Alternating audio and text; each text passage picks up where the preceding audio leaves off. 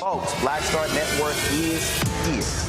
Hold no fire! I'm real revolutionary right now. Black power. Support this man, Black media. He makes sure that our stories are told.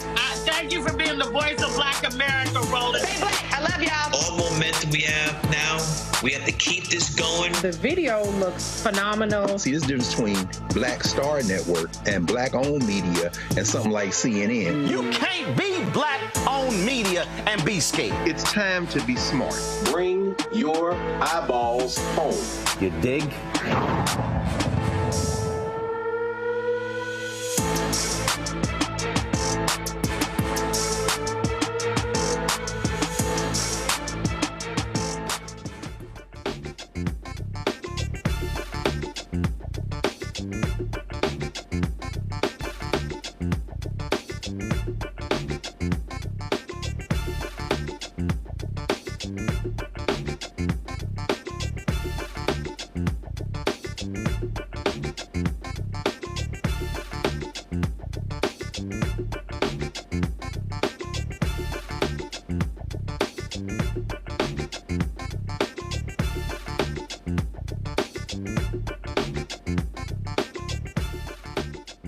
It's Wednesday, February 21st, 2024. I'm Robert Patil, sitting in for Roland Martin on Roland Martin Unfiltered. Here's what's coming up, streaming live on the Black Star Network.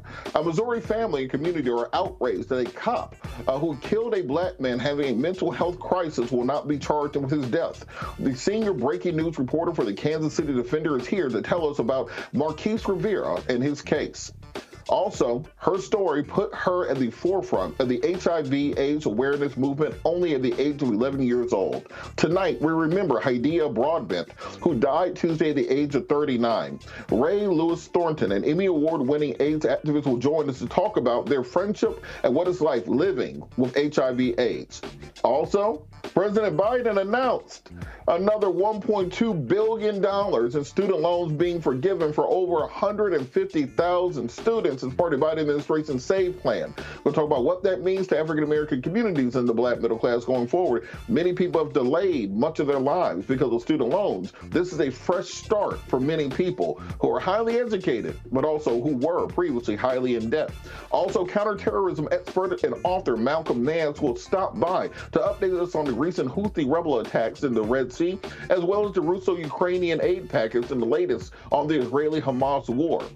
Also, Howard University is debuting the first ever HBCU figure skating team this weekend. It's time to bring the funk on Roland Martin Unfiltered, streaming live on the Black Star Network. Let's go. He's got it. Whatever the miss, he's on it. Whatever it is, he's got the scoop, the fact, the find. And when it breaks, he's right on time and it's rolling. Best believe he's knowing. Putting it down from sports to news to politics. With entertainment just for kicks, he's rolling. It's on go, roll, y'all. It's Roland Martin,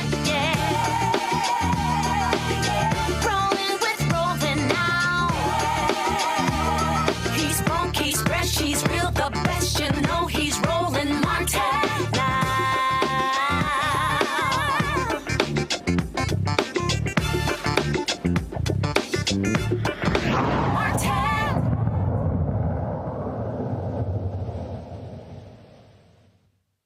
On August 4, 2023, in Columbia, Missouri, officers were dispatched to a black man who was in a mental health crisis. Marquis Rivera told the officers he was thinking of self-harm.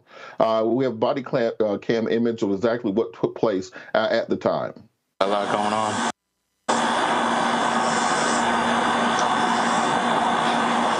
What can I do to help with that?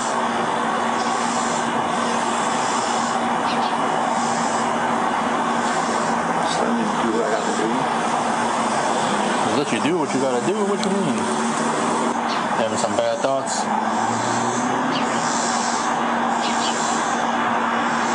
Well, what are you thinking about, man? Should I tell him the phone? So you having thoughts of suicidal thoughts?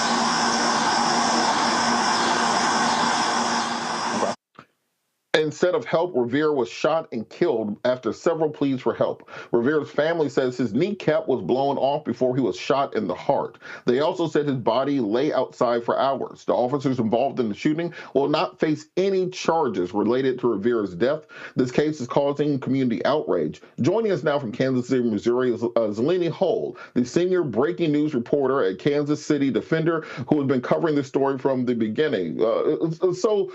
With this story, thanks so much for joining us. What is the police justification for not charging the officers? I don't think that the justification has been released. It was after a 6-month investigation by the Missouri State Highway Patrol, and they just concluded, along with the county clerk, the county prosecutor, Benjamin Miller, that charges would not be filed. They did have in a report that Marquis Rivera fired at officers. But that claim has been unsubstantiated, as well as the family has voiced that based on the body cam footage that they have, they do not show any evidence of Marquis Rivera firing at the officers.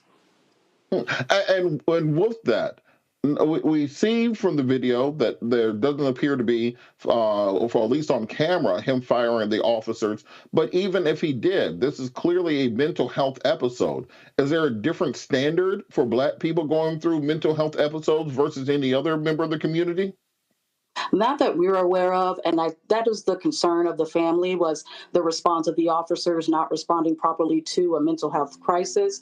And I think it speaks to a widespread issue of just how we should be responding to mental health crisis in the first place, and whether or not police officers, at least just alone, should be dispatched to address such issues. And now in several states and jurisdictions around the country, we have seen efforts being made to require that there be a mental health expert dispatched with police for situations along this line. Was there any effort made in the shooting of Mr. Rivera to have a mental health expert or somebody who had experience dealing with these situations, as opposed to officers alone, to be able to respond in a better method than these officers did? No, based off of what the family recounted on their now viral TikTok videos and Instagram videos, what was mentioned was the police officer, the one that's actually speaking to Marquis in that video.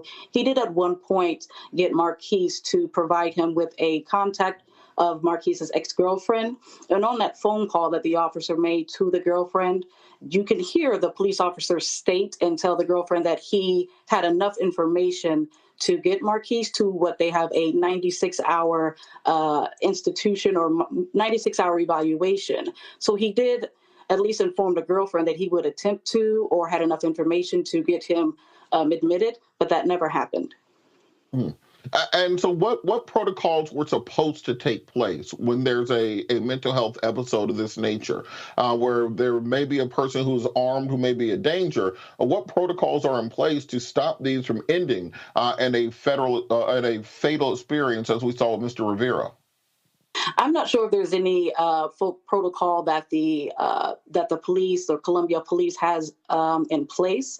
The only thing that they do have in place is they do have a protocol that just calls for any police-involved shooting to be evaluated.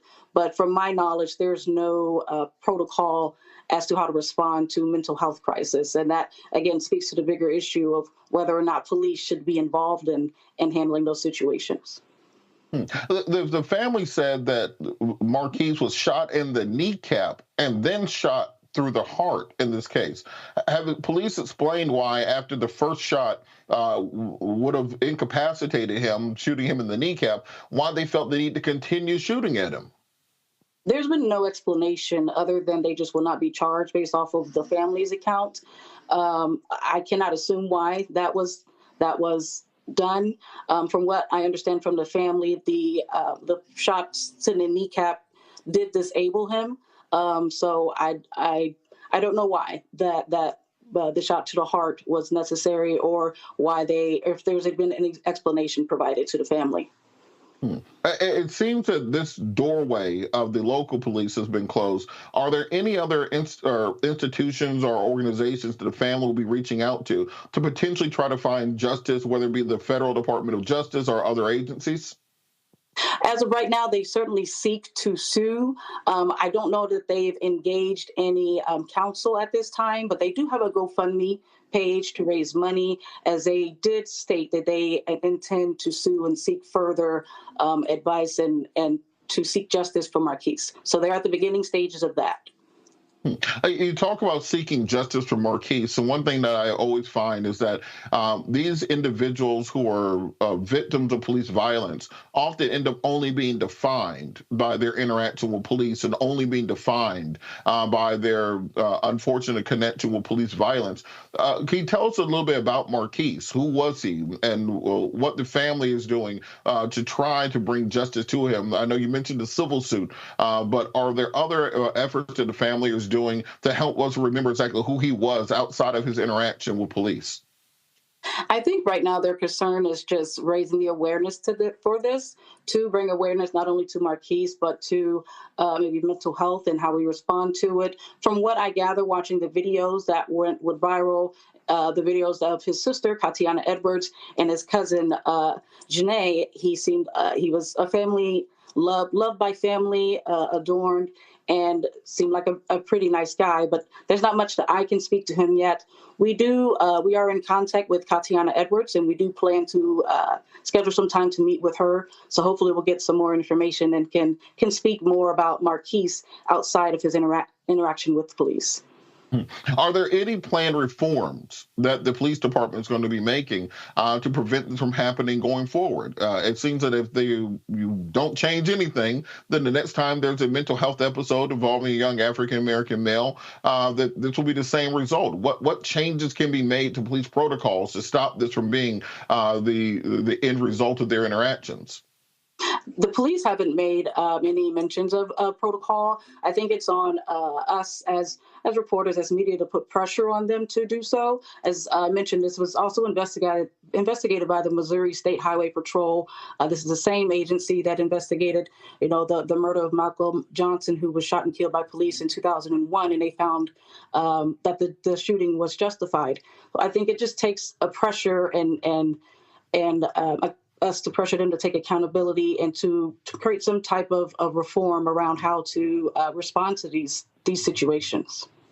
It seems that Missouri is often connected to these sorts of shootings. Is there any effort on the state level to pass new legislation that would require things such as a mental health expert to be at the scene of instances of this nature, or any other pending legislation that the voters can get behind to stop these things from happening? That is something I'd have to look into to see. As I said, I'm not currently aware of any, but it is something I think worth if it's not already out there, certainly worth drafting up and looking more into. And just kind of before we run out of time here, just going forward, you mentioned the need for the community to be involved. We get really riled up whenever there's a situation like this, a young man loses his life at the hands of police, but often we miss out on the follow-through. From the experience you've had covering these cases, what does the community need to do to make sure this time it actually results in long-term changes, both the police policy and potentially the city and state-related legislation? Well, it's a long solution. I think it's a multi-layered answer, and I think the answer is just remaining consistent with we're keeping our pressure on, and I think also providing more of a community solutions. But that's things that we have to develop within our community, provide alternatives to policing, focus more of a restorative justice that doesn't just look at the problem, but look at the root of the problem, what's causing the problems. But again, that's a multi-layered answer, and it's just the answer to that is to remain consistent and don't get fatigued at trying to resolve and search for solutions.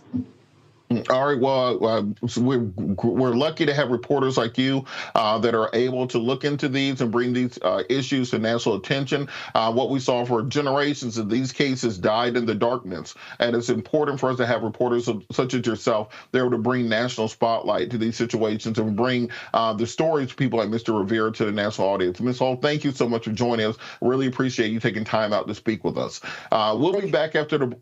Thank you so much. We'll be back after the break. You're watching Roland Martin Unfiltered, streaming live on the Black Star Network. We'll be right back. You heard why we're marching, and it's really a launch. It's not even a march. We're launching That's right. A 42-week campaign March the 2nd at 10 o'clock in Raleigh and 33 other state capitals and the District of Columbia. This is a historic move to mobilize the most powerful untapped block of voters in this country. That's right. Poor and low wealth voters who make up 87 million votes. And it's never been tried before. Never been tried before in history.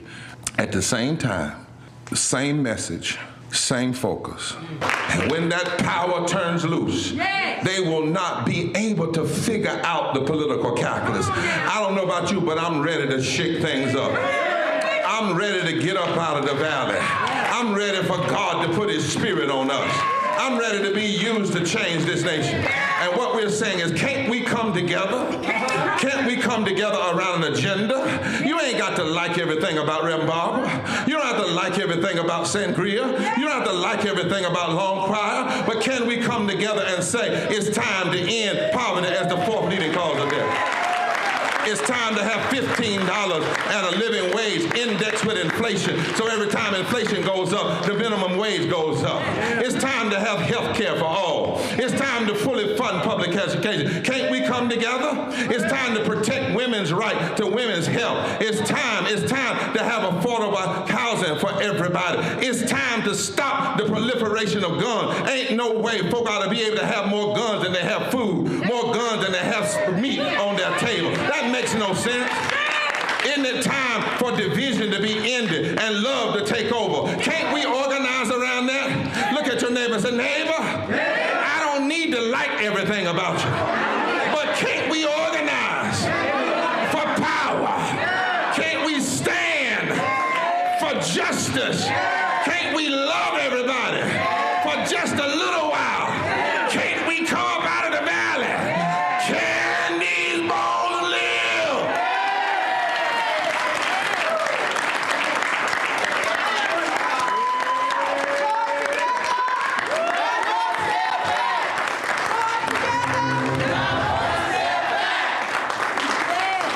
This is Essence Atkins. It's the Love King of R&B, Raheem Devon. It's me, Sherry Shepard, and you know what you watch. You're watching Roland Martin, Unfiltered.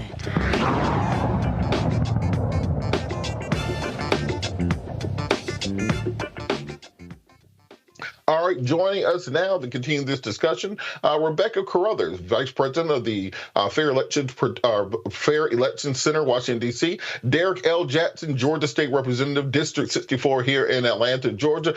Derek, we could have done the show in Atlanta, apparently, because it's met downtown somewhere. But I wanted to go to you first as a legislator to talk about this case of Mr. Rivera there in Missouri. What can be done from a state and local lawmaking perspective to try to stop these police interactions that end up in fatal situations when it comes to mental health issues in African Americans? You know, Robert, there is a solution to resolve this matter, and that is we need to eradicate qualified immunity. It's not training, it's not protocol, it's not qualification. If we go back to 150 plus years ago, right, when citizens were being deputized, they also gave them this thing called qualified immunity. And qualified immunity has protected law enforcement officers from being held accountable. And so that's what we need to do from a state as well as a federal level, and say we will no longer grant qualified immunity, and we need to hold individuals accountable. I'm looking at data from the CDC. And Robert, you know, CDC is right here in Atlanta. And nearly 1,100 people nationwide were shot and killed last year. And the significant percentage of that 1,100 shot and killed were Black people. Something is wrong. Families no longer want thoughts and prayers. They no longer want candlelight visuals. They no longer want a hashtag. They want their loved ones alive. And as I was watching that videotape, that body cam, Robert, we thought as legislators right here in Georgia, by passing legislation, providing resources so we could have body cams on every law enforcement officer, from GBI to ATL, every police officer. And as I was watching that body cam footage, I did not see where Marquis was being aggressive. He obviously did not have a weapon. He has no T-shirt on. He was not a threat. And as a retired naval officer, we were taught how to deal with stressful situations. And so I know that police officers are taught how to deal with stressful situations. I did not see Marquis being aggressive. I couldn't tell if he was under the influence. It's very obvious that he's very calm and collective, and there's no reason why he ended up dead. And so I think what we need to do as state legislators and at the federal level as well, say there's no more qualified immunity. And we got to start holding folks accountable for their actions, especially when you leave a young man like him out for 6 hours, no medical attention, no assistance. That's inhumane.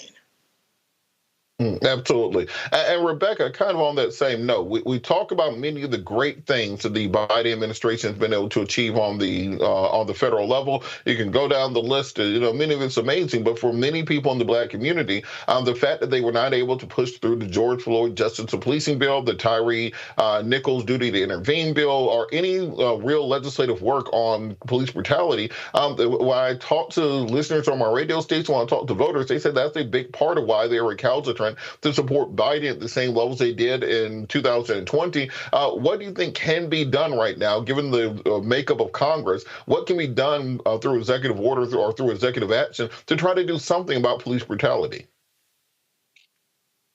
You know what? There's so much here. And before I even get to the policy and the advocacy side, just like the representative just said, even if we want to accept that what law enforcement is telling us is 100% accurate, please explain in any SOP, standard operating procedure, in any police department across the country, please explain why after a suspect is subdued, if they are bleeding, if they are shot, whether it's self-inflicted by the police or by a third party, then immediately they are supposed to administer some type of aid.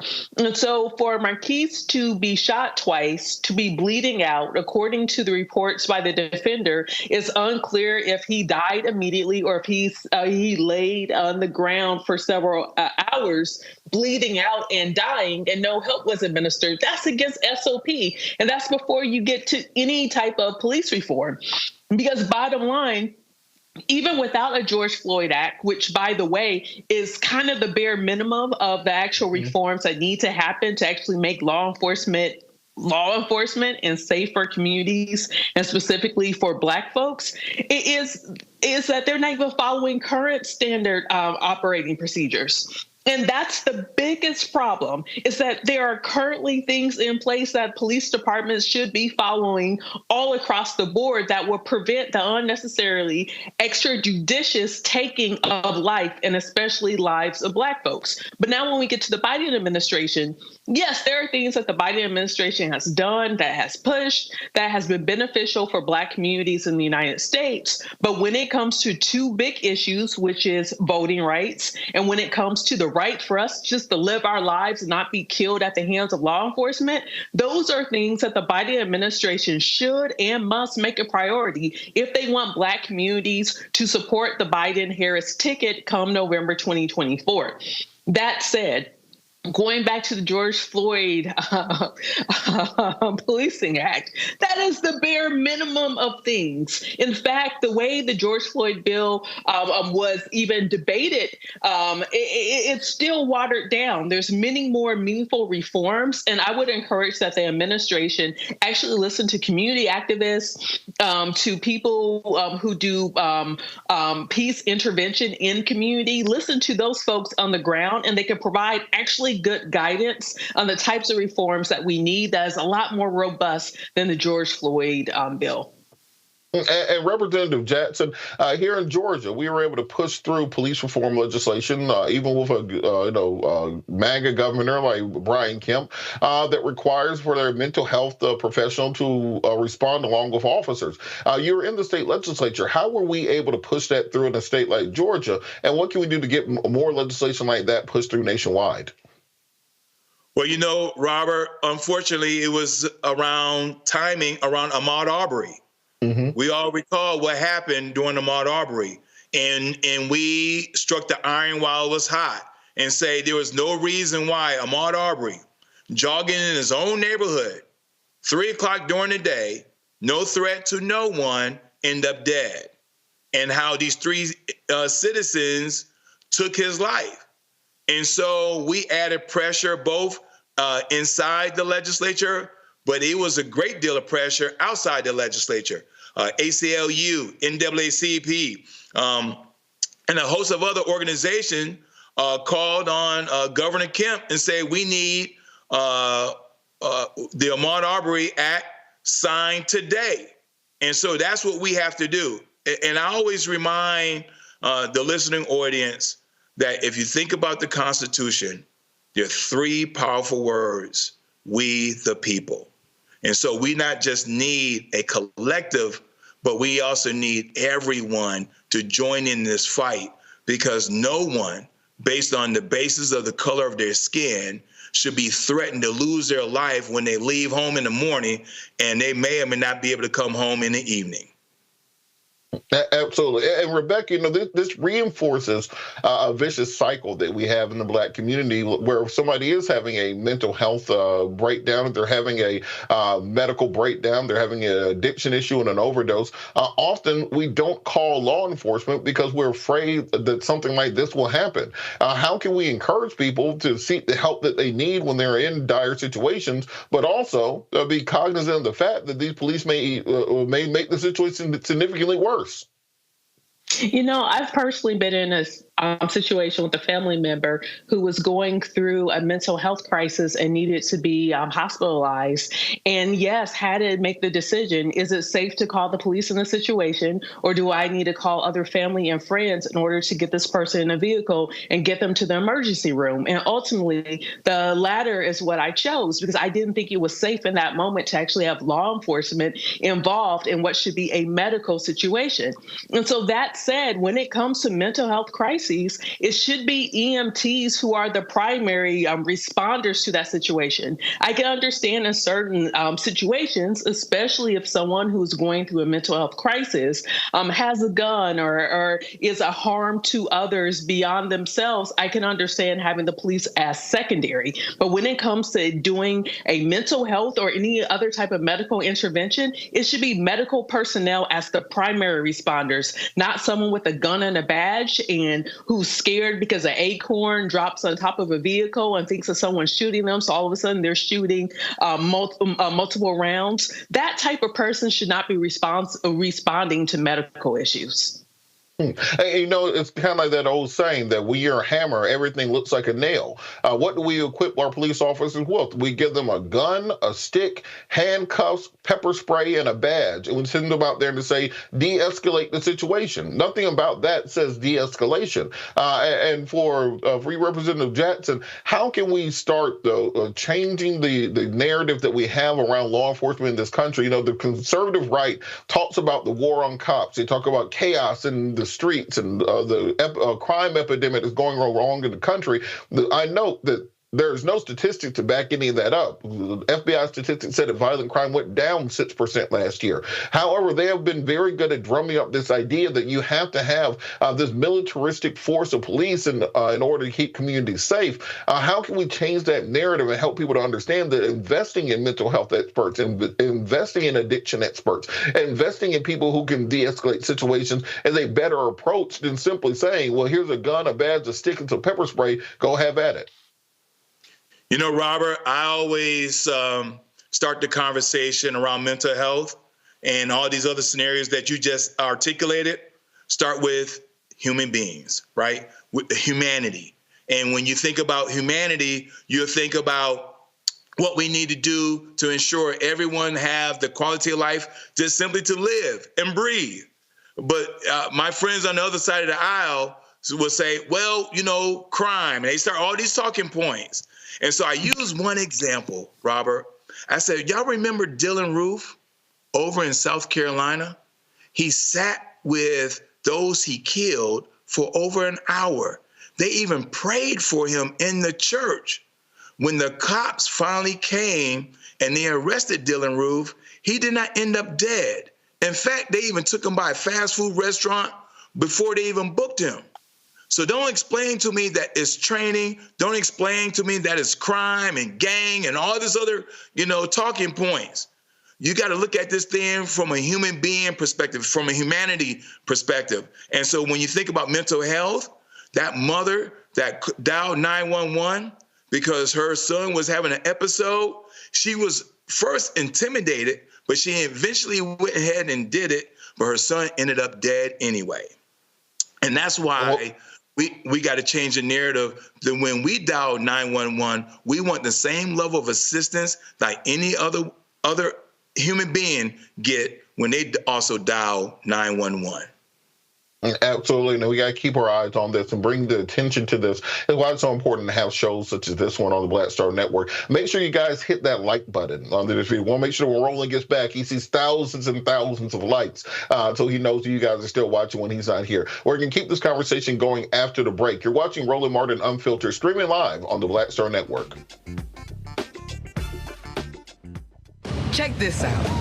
Joe Biden and Kamala Harris are investing a record $7 billion into HBCUs. Billions for campus improvements, grants, and debt relief. Billions more for HBCUs.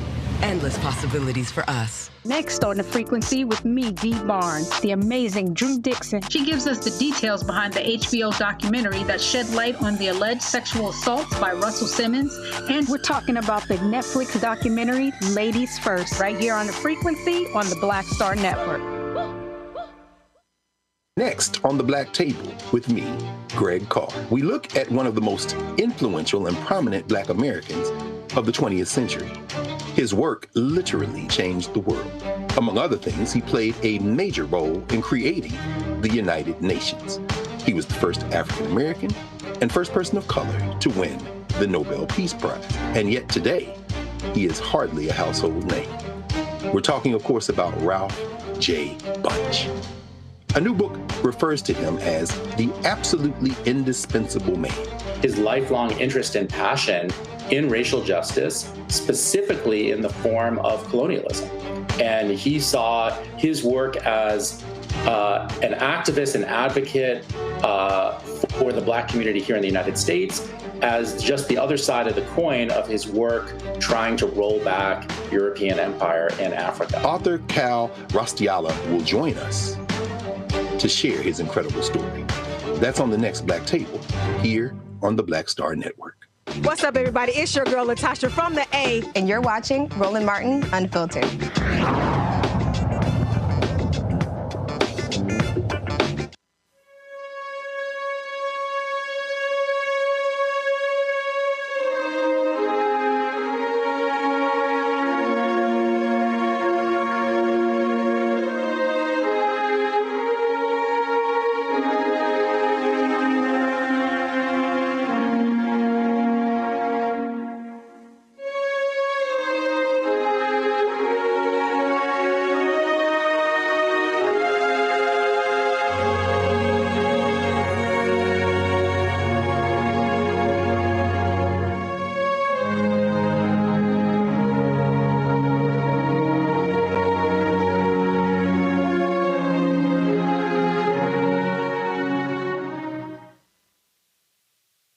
In 1996, Hydeia Broadbent's story reshaped the face of HIV and AIDS with her appearance on The Oprah Winfrey Show. When I was born, I was HIV positive. And when I turned 5, I had symptoms of AIDS. I had fungus in my brain, blood infections, pneumonia. I went cold blue a couple of times. And that's when I was about 5, they said I was full-blown AIDS. And right now I'm doing really good. What's the hardest part for you, Hydeia? living with this disease? Basically, that's like when your friends die. Like.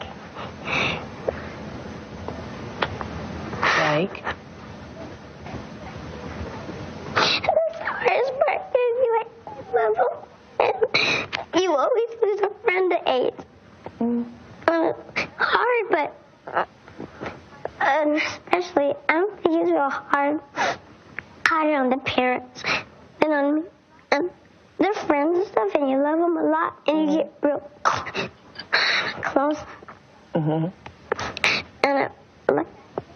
a lot of my friends that have died of AIDS,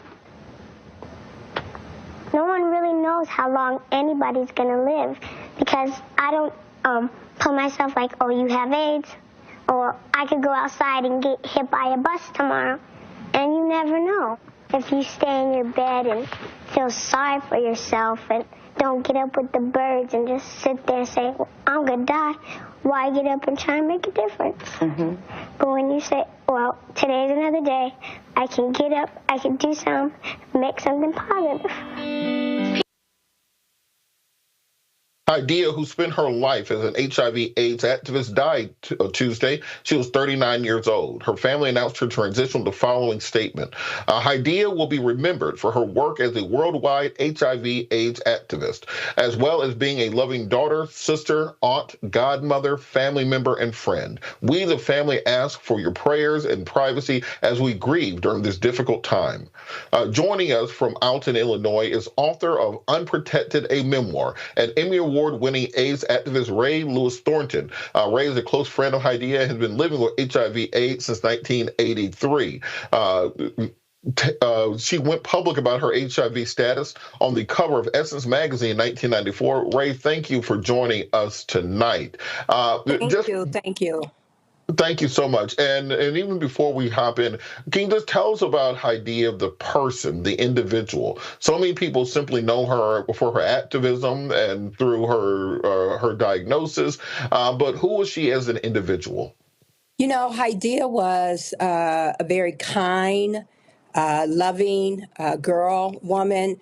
She was committed to this HIV work because she had no choice. And but it was a struggle for her. Living with this disease was a struggle for her. And she, she kept the good side of it going, but I got to see the more personal side where she was struggling financially. She was struggling with mental health. She was struggling with, staying in treatment and, following her regimen, because HIV is a difficult disease to live with.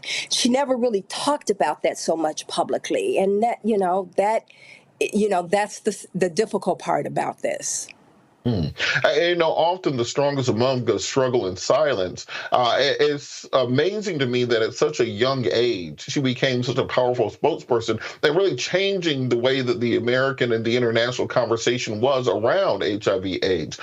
Beforehand in the 80s, it was always about it was a gay disease, it was a drug disease, it was a African-American disease. But her appearance on Oprah really helped to change the dialogue around it. Can you talk about how important she was to this movement? Oh my God, it's interesting. Hydeia and my work, we were parallel. I was on the cover of Essence, she was on Oprah, we were doing all of these things around the same time. She was 6 years old and I was 30 years old doing this work. And what Hydeia was able to do is humanized HIV. She showed you a face of what it looked like to be HIV. And, she touched on our hearts. Here's this little girl talking about, waking up in the morning and enjoying the birds and, you may get hit by a car. But yet at the same time, being kicked out of school because nobody wanted to be with her. And so she was so brave in that. But what she did, especially, she transcended race for sure. But what she did, especially for the Black community, was to show another side of AIDS that women get infected and have babies that also become infected with HIV. And she began to pull on our heartstrings, like to say, yes, if this was our daughter, if this was our granddaughter, we would want to love and nurture her like any other, person. The failure, that was the good piece about it. The bad piece was that nobody wanted her to grow up. And so they kept her, she was always known as the little girl with AIDS. Even when she was 30, she was still the little girl with AIDS. And I think that on one level, she opened our hearts as a little girl, but then as she grew up, we backed away from it. Oh, she's still living. It's, whatever. But, it was as if, her message wasn't as relevant, as she aged. And that was the disappointing part. And I think disappointing for her as well. It's almost like because our society is such a microwave society, it's just after a few years, a couple of decades, they're like, oh, you're still doing that AIDS thing. I thought you were past that now. And I understand. You still got this disease. And so, it's and I think the fact that, she survived, I survived, we survived past that rough period. And we don't really talk about that period anymore. But, the fact of the matter was that we did have heavy pill loads. The fact of the matter is that the life expectancy for somebody with full-blown AIDS was 18 months. And so by the time she was 8 and 9 years old, she was already a long-term survivor. She had lived with this disease longer than expected, as I did. So when I was even on the cover of Essence, it was like the expectancy was 18 months, and here I am 30 years later. And so people liked the celebrity of it. It was one thing, but once we started living, people became silent. Wasn't as much attention drawn up. And, the fact of the matter for Hydeia, her only source of income was speaking. And, and so when the business of AIDS dried up for Black activists like Hydeia and myself and others that are around, she had to struggle with the medicine. She had to struggle with, paying her rent and paying her bills. And so and at the same time, African Americans are still disproportionately impacted by this disease.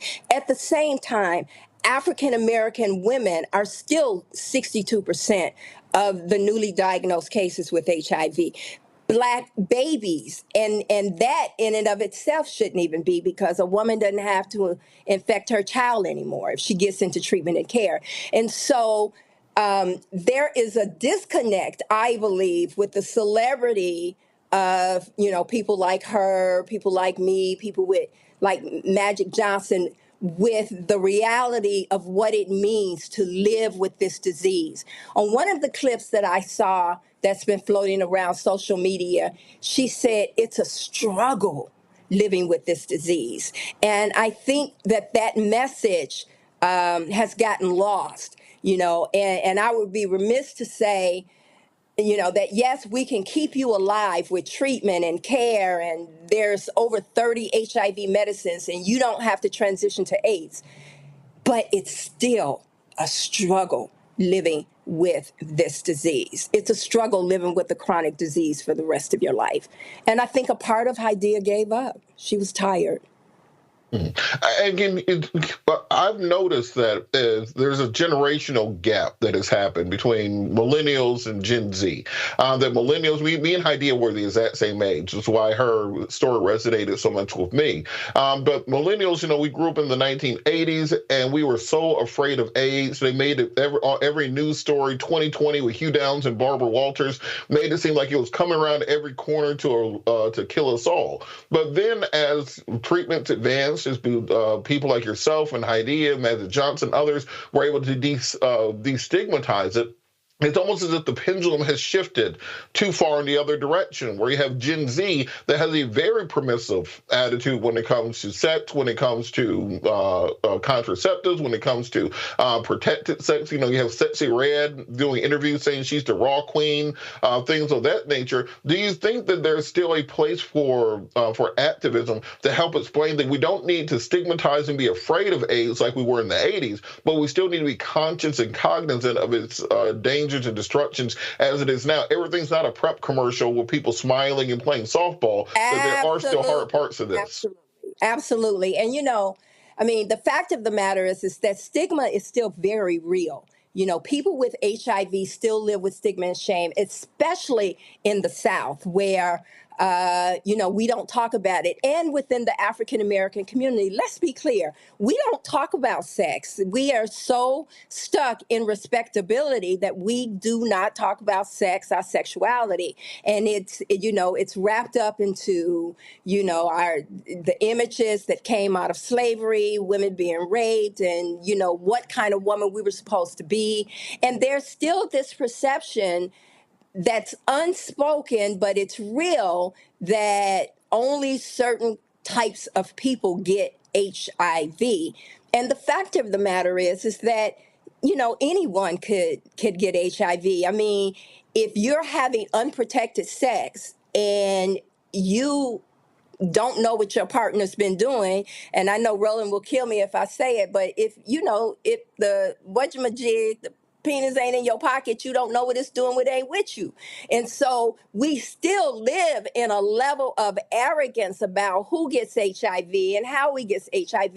And sadly, people live in isolation with this disease. People who are aging with HIV live in isolation, and young people are afraid to disclose. I mean, I get messages every day from a family member saying, my niece was just diagnosed with HIV. My, young people who've heard me speak hit me up. And so people are still becoming infected with this disease. Black people are still becoming infected with HIV. And there's this sense that we don't have to worry about it anymore. What we should be talking about is, yeah, you can take one pill a day, but what we're seeing with, people who are aging with HIV, like me, we have more of the comorbidity problems that people our age have. We have more cancer, more heart disease. We have osteoporosis, men and women, because HIV destroys the bone. And there's depression. And that is a huge thing. We, as a community, Black folk don't deal with mental illness very well. And Hydeia, and I've spoken very publicly about my depression, but Hydeia struggled with depression. And she just, I mean, I'm still trying to mourn her, but we struggle with depression. We struggle with, acceptance. It's still very, very real. And so while the point is this, while we can treat you with HIV and you don't have to transition to AIDS like Hydeia and I, you will still have a lifetime of a struggle. You will still have a lifetime of a medicine treatment. You will still have inflammation in your body all the time in your body. And so the best bet is to not get HIV. We don't talk about testing anymore. And what we know is that 38% of newly diagnosed people are infected by people who don't even know they're infected. And so we have this vicious cycle that is going on in our community. We don't get tested. We infect others because we don't know we're infected. And our virus is not suppressed. And so there are some social determinants that impacts access to medication, even access to PrEP. Who gets PrEP? Black men aren't on PrEP. I mean, the statistics show that white men are taking, and what's PrEP? one pill a day that you can take that would prevent HIV. And so now NIH and CDC are trying to shift PrEP to Black women, and they didn't do a good job with Black men. And so, the business of HIV, I think, is also interfering with what we should really be talking about in our communities. Churches should still be having programs, should be testing people for HIV. And the reality is that if Hydeia wasn't tired, she could still be living. But she was tired. And before we go, what would you say should be the takeaway that people have from the work Hydeia did, and what should her legacy be in this movement? She definitely humanized HIV and opened up this disease to the heart and minds of Black people in a way that had never been done before. And I don't know that we can take this away from her. The other thing is that Hydeia was wise beyond her years at 6 and 7 years old. And so, I'm grateful that the Broadbents adopted her and care for her through this younger period of her life, and that God had a plan for her life. And let me tell you something. She wore those shoes. She never grew beyond 5 feet, but she stepped big in her shoes and accepted her calling in life and did what she, God called her to do. And I'm a better person for it. She helped to make me a better person. And I'm just grateful that she and I in later years, as our paths crossed, were, able to forge a friendship. And I could call her my friend, and I could call her Dia. She didn't let everybody call her Dia. I just want to say this last thing. That picture right there of us in Mass, in the height of COVID, she took a Greyhound bus to come to Chicago from Las Vegas to see me. And I think she was saying goodbye. And she came to Auntie to have some really poignant discussion about what our life looks like with HIV and what the hope is. And, I think that, and I'm grateful that she came to me and wanted to have that discussion. But I think it was her way of saying to me also that it's not going to change. So I'm tired. I'm tired. And so, she's going to be missed greatly. That's all I can say. She's going to be missed greatly. Absolutely. I want you to stick around with us. Our panel would love to ask you some questions also when we get back from this break. But really appreciate everything that you've done for this movement. We'll be back after the break. You're watching Roland Martin Unfiltered, streaming live on the Black Star Network.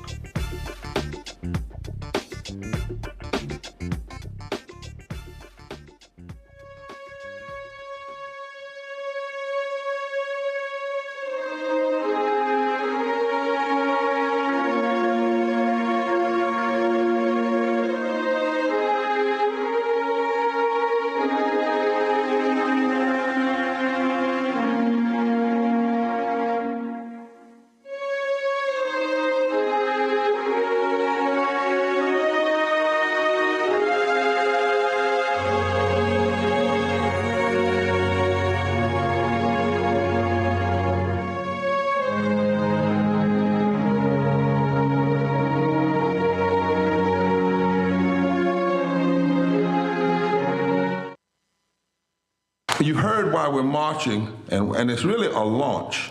It's not even a march. We're launching. That's right. A 42-week campaign. March the 2nd at 10 o'clock in Raleigh and 33 other state capitals and the District of Columbia. This is a historic move to mobilize the most powerful untapped block of voters in this country. That's right. Poor and low wealth voters who make up 87 million votes. And it's never been tried before. Never been tried before in history. At the same time, the same message, same focus. And when that power turns loose, they will not be able to figure out the political calculus. I don't know about you, but I'm ready to shake things up. I'm ready to get up out of the valley. I'm ready for God to put his spirit on us. I'm ready to be used to change this nation. And what we're saying is, can't we come together? Can't we come together around an agenda? You ain't got to like everything about Reverend Barber. You don't have to like everything about Sangria. You don't have to like everything about Long Choir. But can we come together and say, it's time to end poverty as the fourth leading cause of death? It's time to have $15 and a living wage indexed with inflation. So every time inflation goes up, the minimum wage goes up.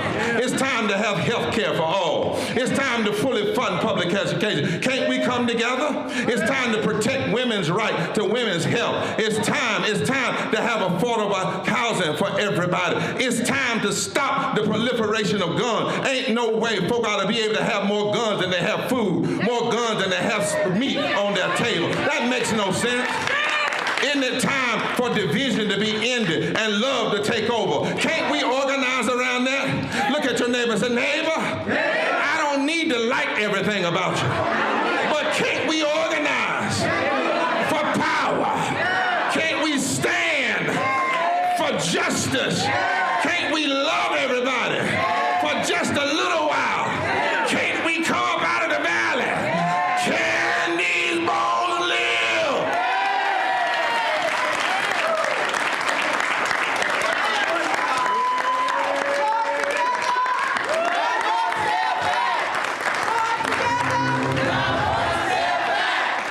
This is Reggie Rock Byford.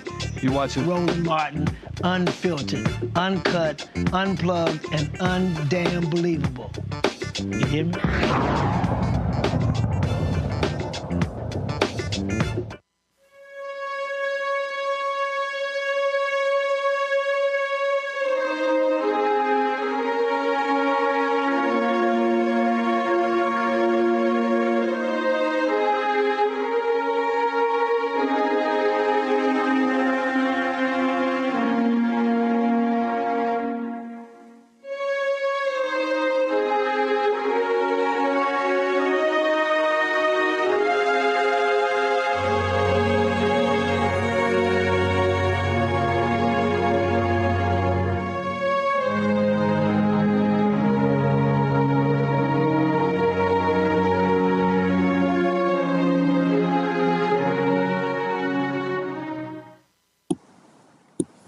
Welcome back. We're still here with Rae Lewis-Thornton talking about the life and legacy of Hydeia Broadbent. I'm going to bring in our panel, Rebecca Carruthers, of course, and Derek Jackson. But for Ms. Thornton, I have one question before we go to the panel. You were talking about the conversations that the African-American community needs to start having about sex and sex health and things that are taboo in our community. I was recently watching a podcast with some young Gen Z women on it, and they universally said that if a man asks a woman about her sexual past, that's a sign of insecurity, that it shouldn't matter, that's inappropriate for them to ask. And as a millennial, I said to myself, oh, that sounds just foolish to me.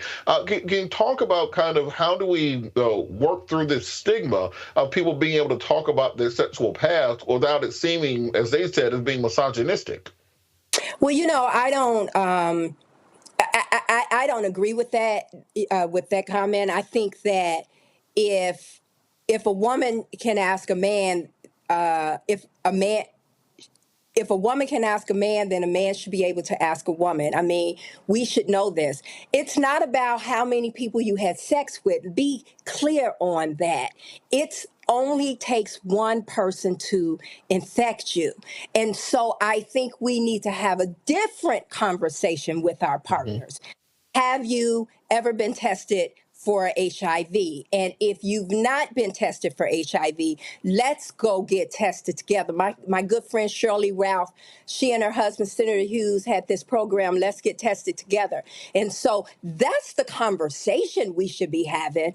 Are we going to use condoms in this relationship? Who's going to be responsible for the condoms in this relationship? Not how many people you've had sex with. I can give less than a hoo-hoo how many people you have sex with. with, because it only takes one person. And so I think that we spend a whole lot of time talking about the wrong thing. Absolutely. Rebecca, do you have a question for Thornton? Sure. I have two questions if I have time for that. I just want to say thank you so much, Mrs. Thornton, for your activism. Like Robert, I'm a millennial. I'm an elder millennial, though. Have a couple years on Robert. And here's the thing. I remember in the 80s, Ryan White was the face of AIDS and HIV. And then I distinctly remember in 1991 when Magic Johnson had his press conference and announced to the world that he was diagnosed with HIV. And there was this controversy of, can you even play basketball? Because can you pass the virus through sweat? Or if you're up and down the court and you accidentally scratch someone and someone else scratches you, will the whole entire league get HIV and then full-blown AIDS? But I say all this is, you talked about the Black community, how we viewed sex and sexuality. And it also made me think about the role that public policy plays in the increasing rates of STIs and STDs. And we know for sure that where comprehensive sex education isn't taught in public schools, we know there's an increase in unplanned pregnancies. We know there's an increase in STDs, STIs, including HIV and even AIDS. So can you talk about the role of pushing for comprehensive sex education, exactly what is comprehensive sex education, and how it's a positive thing? This is not a moral issue, but this is a health issue. You're correct. And I think in the South, thank you for that question. It's a great question. In the South, there are a lot of Southern states where abstinence-only programs are what could be taught in the high schools and nothing in the elementary schools or junior high schools. I think junior high school and higher, you should be talking about sex, what HIV is, how you get it, how you get other sexually transmitted diseases. I think we should have that conversation. But I think that morality politics plays a very heavy role, especially in the South, on, what gets taught or what doesn't get taught. And so, principals who want to do programs, in some of the high schools in the South have difficulties because their states, are abstinence-only states where the only type of education you could have is that.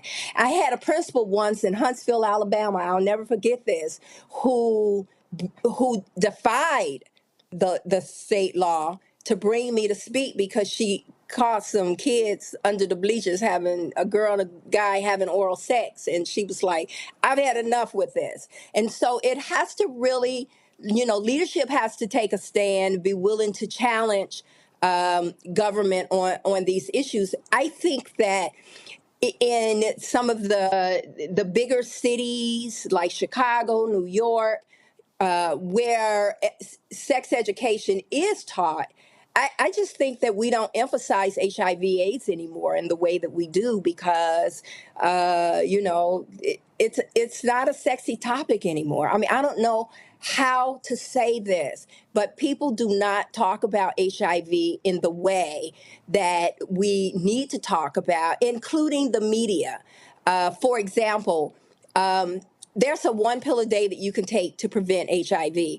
For example, there is, if you think you've been exposed to HIV, within 72 hours, go to a doctor and you can get a regimen that will stop HIV in its tracks. For example, women and Black women don't get the type of prenatal care that they need, but if they were tested and was in a medical regimen around HIV, it's a 0 chance that their child would be infected.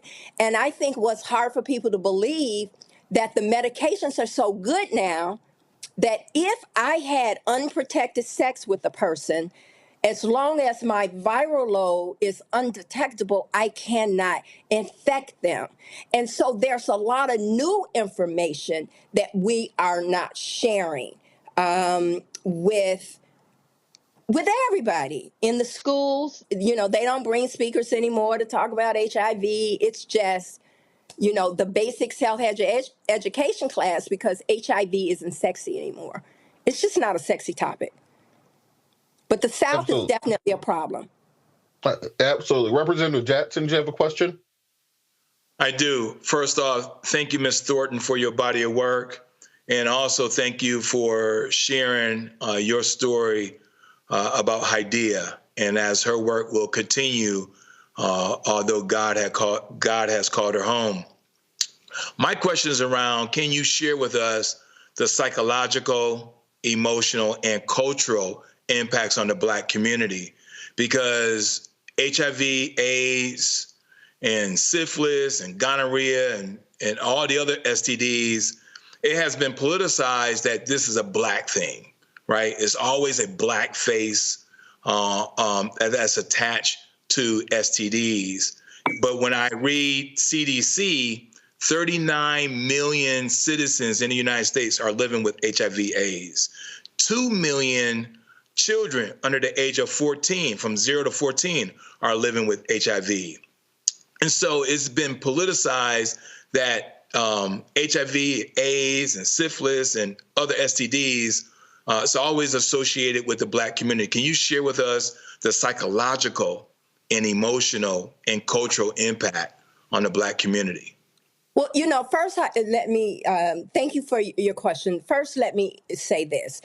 There is no conspiracy.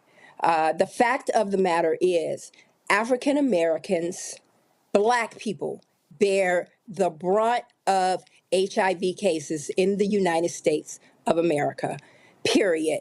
Black men who have sex with men are the majority of the cases among men with HIV. Black women, heterosexual women, are the majority of cases among women living with HIV. So this is not and this is not we're trying to make it be a Black problem. It is a doggone Black problem. And the conspiracy is a part of the problem. The problem is that Black people have, the brainwashing has come down through slavery with the images of Jezebel and the black buck and how Black people should then respond to white people to show them that we're decent people. And it has impinged upon how we talk about sex and how we deal with sex, sexual relations, and even sexual violence within the African American community. The R. Kelly case is a case in point. How we talk about sex, we call girls fast. One of the things that my cover article did, that Essence did with my cover story, was we changed the face of AIDS for Black women in America. And we gave Black women the permission to say that, yes, we have sex, and understand that it's not about promiscuity. It's about who you love, who you have sex with, who you trust. And you don't know what you don't know. You don't know if your partner is infected with HIV. You don't know if your partner is outside of your relationship. And since you don't know, use a doggone condom. Since you don't know your status, go get tested. Let me say this too. The stigma around HIV, oh, it's a Black thing. It puts people, especially young people, in a position where they don't want to disclose their HIV status to their families. And so we have young people who, I know someone right now, and there are literally 2 people in her family that know she's HIV infected, and she's a 23-year-old woman, because we don't want to come across as being hoes. And so it is a Black problem. And we need to, as a community, talk about it. Our churches need to talk about it. Our politicians, you should be making some legislation about some money to help educate Black people, to help some of these non-for-profits out there, Black non-for-profits that are doing the work in your town. It is a problem. And the majority of Black people, virus is not suppressed, which means that we are not in healthcare. We get in healthcare, but we don't stay in healthcare. That's a problem. People don't want to be seen going to the AIDS clinic. People don't want to be seen taking their medicine. And so when we push back with the oh, it's not just us argument, and you got me heated up over here, that it's not just us argument, what we do is we put Black people's back against the wall in a way that it doesn't open the environment. It's not conducive to having an open and honest conversation about how do we reduce these numbers. We know how people become infected. How do we reduce these numbers? We got to have some conversations, some sex education conversations. Women need to sit down and talk to their men. You need to ask the poignant questions. Have you ever been tested with HIV? You need to go get tested. Just about at every Department of Public Health, testing is free. And so that is the issue. It's not about what they're saying about us. It's about what are we going to do to stop these statistics in our community. A statistic that Hydeia was one of. In fact, her mother was a drug addict, and she was infected in the 80s by someone who was a drug addict and left in a hospital, abandoned. That's real. And that's what we need to be talking about. We should be demanding. I tell you what Bill Clinton did do. He declared a state of emergency in AIDS in the Black community when he was president, and it freed up millions of dollars to go to Black CBOs to do the work in the Black community. And we saw in the 90s a decrease in cases, especially around women with HIV. That money has dried up. Ain't nobody fighting for that now. Hydeia was fighting for it and couldn't even get a speaking engagement. I'm fighting for it and just barely hanging on. And that's the reality of this. Y'all don't make me cuss. Roland, no, I try not to cuss. I try to be respectful as much as I can. But ain't nobody doing nothing to us. We doing it to ourselves. Absolutely. Well, Ms. Thornton, we Robert, appreciate. Yes, go ahead. Sorry, can I have a quick follow-up? Something that you said, Ms. Thornton, that I think is very important. You talk about the business of AIDS. Can you hit upon the business side of this thing, the business side of activism, following the money, how capitalism even impacts as we see infections rate ravage? We should be talking about the dollars should follow the numbers. And in majority cities, the money does not go to Black organizations who do the work. I lived in Chicago for the last 30 years. I just moved to a small town to get away from Chicago 4 months ago.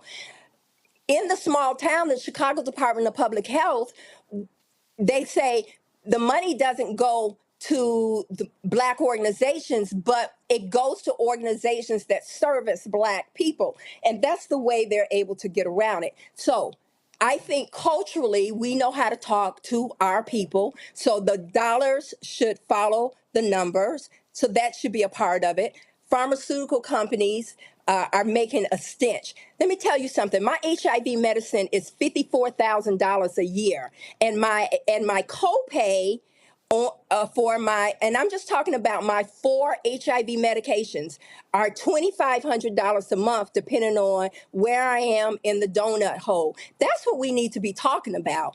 That's what we need to be talking about. We need to be talking about the right-wing attack on HIV money, whatever little is left of it.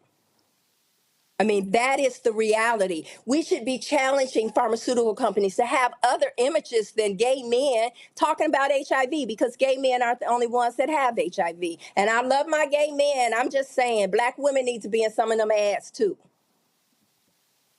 Absolutely. Well, Ms. Thorne, we appreciate all the work that you do in this field. And please keep us updated on what the community needs to know, and continue this activism you've been working on. And you've do an outstanding job of continuing the work and remembering the memory of Hydeia as we honor her life and legacy. Thank you so much for joining us. Reverend Jackson taught me well. And I will continue to do this work until the day I die, but it's not just about HIV. It's also about trauma.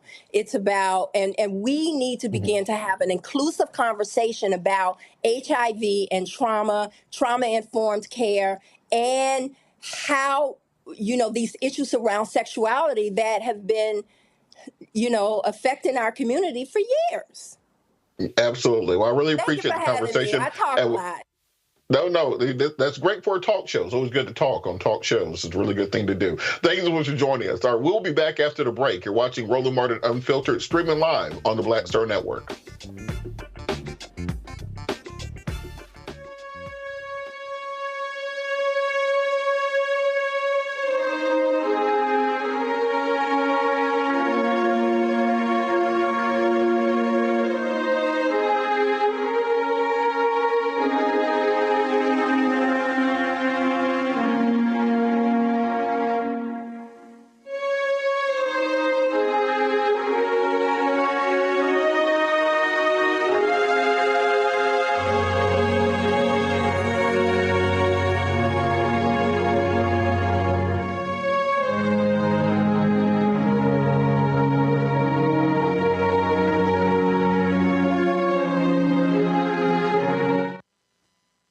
Check this out.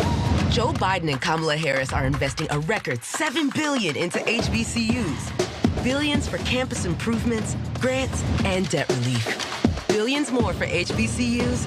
Endless possibilities for us. When you talk about blackness and what happens in black culture, we're about covering these things that matter to us, speaking to our issues and concerns. This is a genuine people-powered movement. There's a lot of stuff that we're not getting. You get it, and you spread the word. We wish to plead our own cause. Too long have others spoken for us. We cannot tell our own story if we can't pay for it. This is about covering us. Invest in black-owned media. Your dollars matter. We don't have to keep asking them to cover our stuff. So please support us in what we do, folks. We want to hit 2,000 people, $50 this month, raise $100,000. We're behind $100,000, so we want to hit that. Y'all money makes this possible. Checks and money orders go to P.O. Box 57196, Washington, D.C. 20037-0196.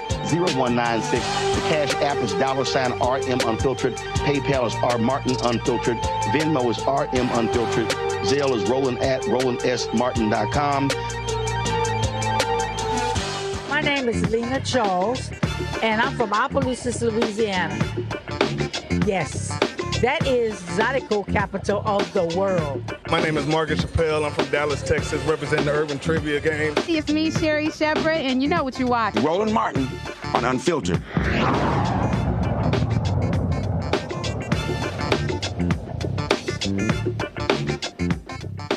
A lot is happening on the international front. The Russo-Ukrainian war enters its third year. Houthi rebels shooting down U.S. drones. Of course, you have Iranian-aligned groups who attacked U.S. soldiers, killing 3 of them. The U.S. responds by bombing 85 targets within the region. The death toll in Palestine is creeping towards 30,000. To discuss all this, we have counterterrorism expert and author Malcolm Nance joining us from Montreal, Canada, to break all these things down. Malcolm, how are you doing?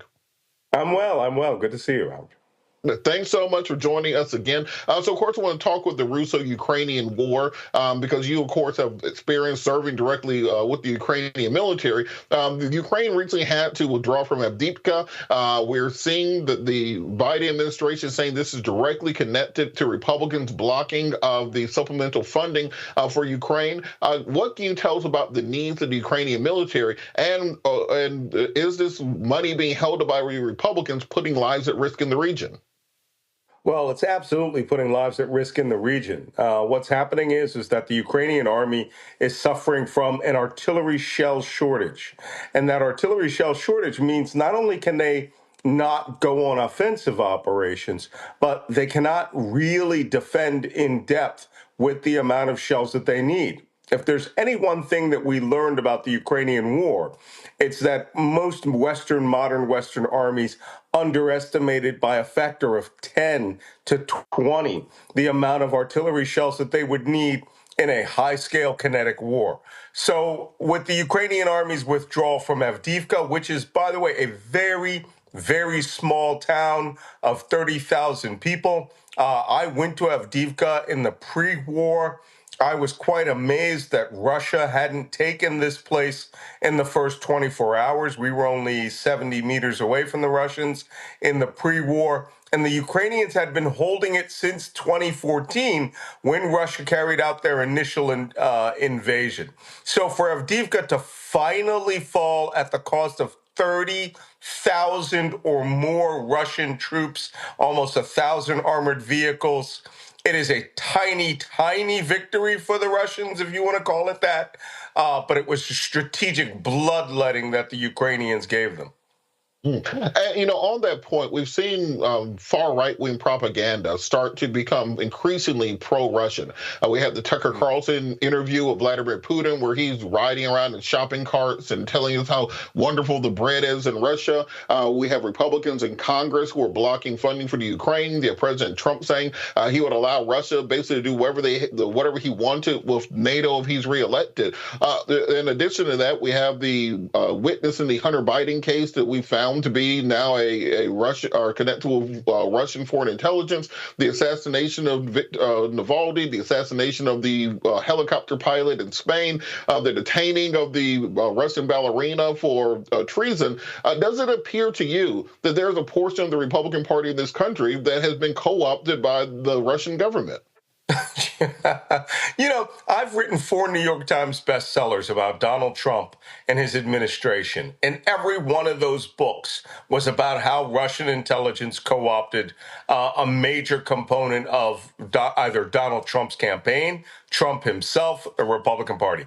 The Republican Party now is a wholly owned subsidiary of Vladimir Putin. And there's only one reason that they've flipped. There's only one reason why they betrayed Ronald Reagan's legacy, and that is because Donald Trump has ordered them to do that. Trump has been under the thrall of the Russians since the 1980s. I'm not saying that he's an actual agent of Russia. He has started out as an unwitting asset in the 1980s. But by the time Miss Universe came in 2014, when he went to Moscow, he was very well aware to get Trump Tower Moscow that he would have to play Vladimir Putin's game.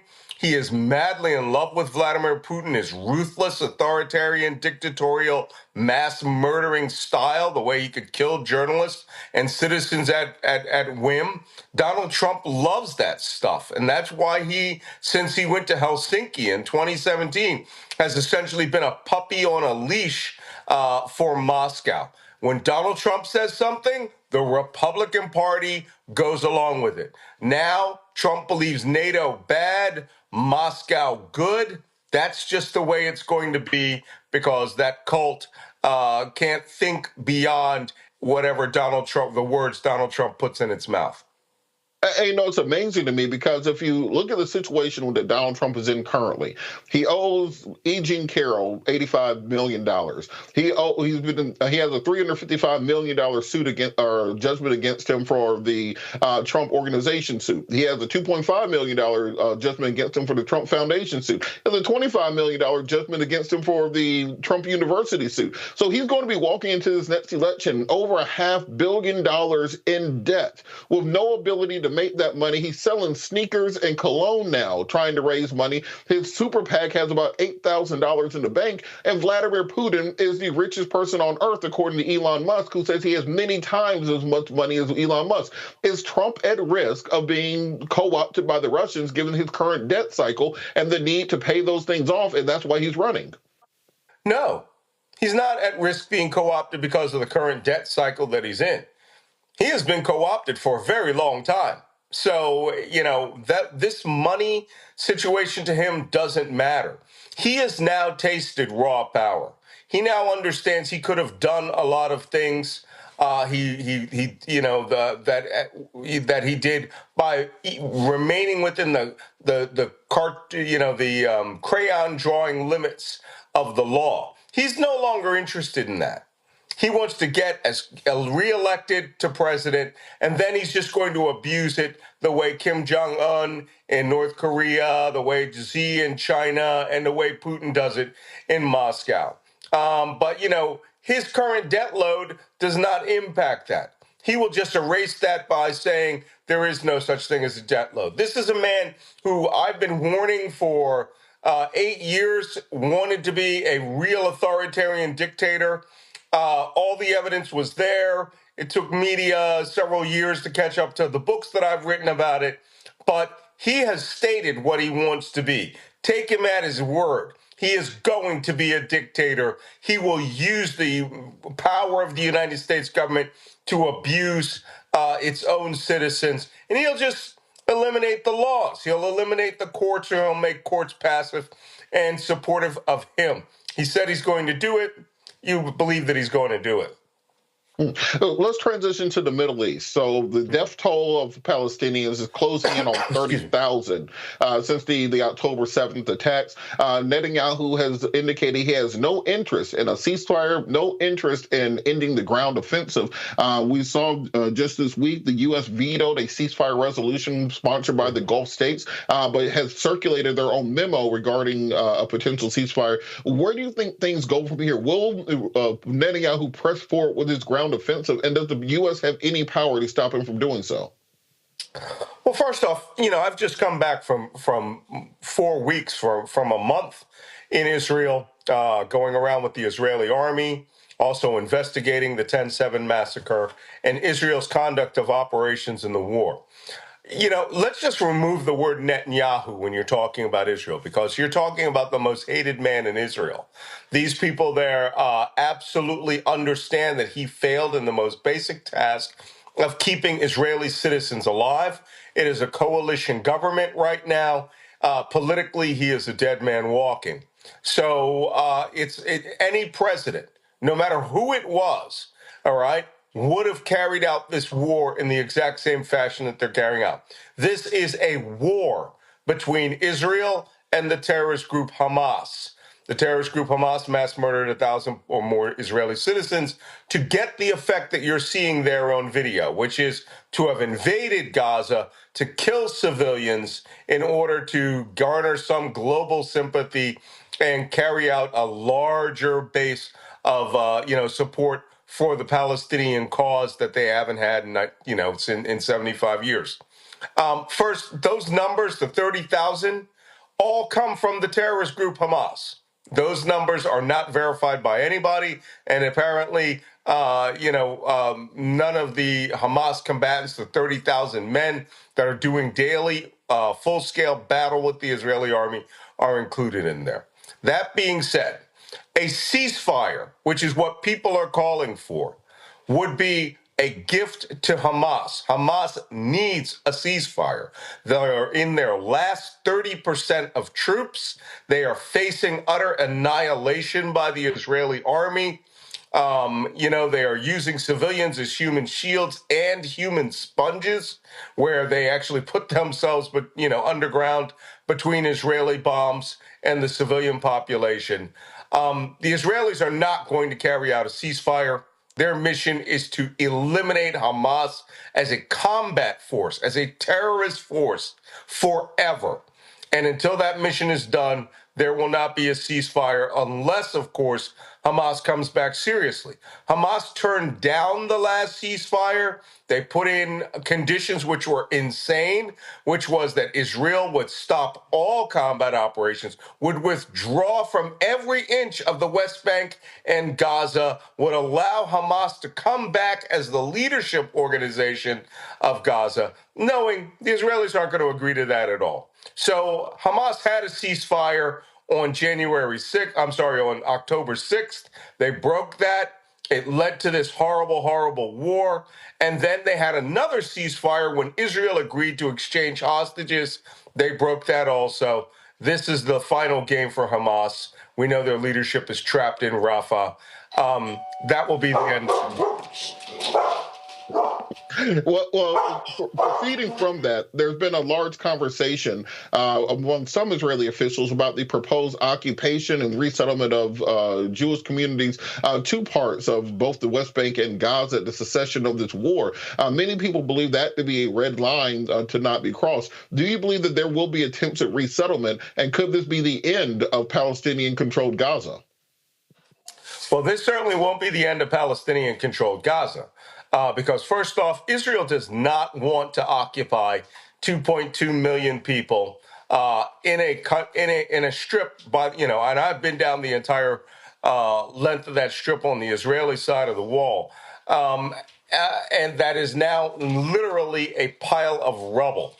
Israel doesn't want political control, but what they want to do is eliminate Hamas's influence right now by shifting to a system the United States proposed that we did after the destruction of Al Qaeda in Iraq in the city of Fallujah in 2004 after Operation Phantom Fury, which is to empower the regional tribes with the ability to control where the aid goes, where the food goes, to rebuild under the control of an authority that is not UNRWA, the United Nations Refugee Organization, that has been established strictly since 1948 only for the Palestinians. They want it under the control of UNHCR, the High Commission for Refugees, which handles every other refugee in the world. So Hamas really is facing extinction if that gets into place. I want to shift a little bit further south in the Gulf to the Houthi rebels in Yemen. The Houthis have said that they will continue attacking shipping in the Red Sea, as well as naval vessels of nations that support the Israeli invasion of Gaza. We've seen Hezbollah attacks in Syria and Lebanon and the northern part of this conflict, almost opening a second front in the war. Do you believe that the U.S.'s response to these attacks has been sufficient, or do you think there will be additional airstrikes needed in order to bring a cessation to these attacks? Right. Well, what's going on with Yemen, Iraq, Syria, and southern Lebanon is a campaign the United States is carrying out. I have fought all of these groups before, and let me tell you, the Houthi rebels are the terrorist group. By the way, we shouldn't refer to them as the Houthi rebels. Their official name is Ansar Allah Terrorist Group, right? The supporters of Allah Terrorist Group. They occupy a small part of northern Yemen and are being funded strictly by Iran. They are a proxy of the Iranian government. All of their weapons and equipment come from the Iranian Revolutionary Guard Corps. All of their anti-ship drones, anti-ship cruise missiles, underwater unmanned vehicles, and these anti-ship ballistic missiles are all of Iranian manufacture. We intercept them all the time. The Houthi rebels are just a proxy that is used by Iran to pressure Israel from the south. And now they are affecting 12% of global shipping by allowing them to attack ships, allegedly in support of operations against Israel and Gaza. But in fact, Iran understands the U.S. presidential election cycle, and they are increasing the cost of basic goods throughout Europe and the United States by forcing all of these ships not to go through the Red Sea, but to have to go around through South Africa, as well as rewarding South Africa for their support of the Palestinians and Hamas in Gaza by bringing a case of the International Criminal Court of Justice against Israel. For, as you saw with the ICJ, Israel was carrying out its war. It was determined it was not genocide, but it could, in some future chance, be genocide if Israel doesn't take care. Israel is taking care. Iran understands the dynamics of all of this, and that's why it is making the Houthi rebels attack. On the other hand, Israel is an intensely powerful country. For anyone who has not been to Israel, which is a multinational, multicultural, very brown country, it is 80% people of color, because 80% of Israelis are Mizrahi Jews who come from all over the Muslim world. And then 20% of Israel are Israeli Arabs, people who are Arabs, Palestinians, born, raised in Israel, who didn't leave after 1948. So that country, as a multinational, multicultural, multilingual democracy, is a threat to Iranian aspirations. They love the image that Israel is this Ashkenazi white country that of settlers that have come in there. Well, then again, they have been settling for 3,500 years. They are in the Bible, as you might recall, the entire story from the creation to the end. Israel is not going anywhere, and they also understand Israel is a nuclear power.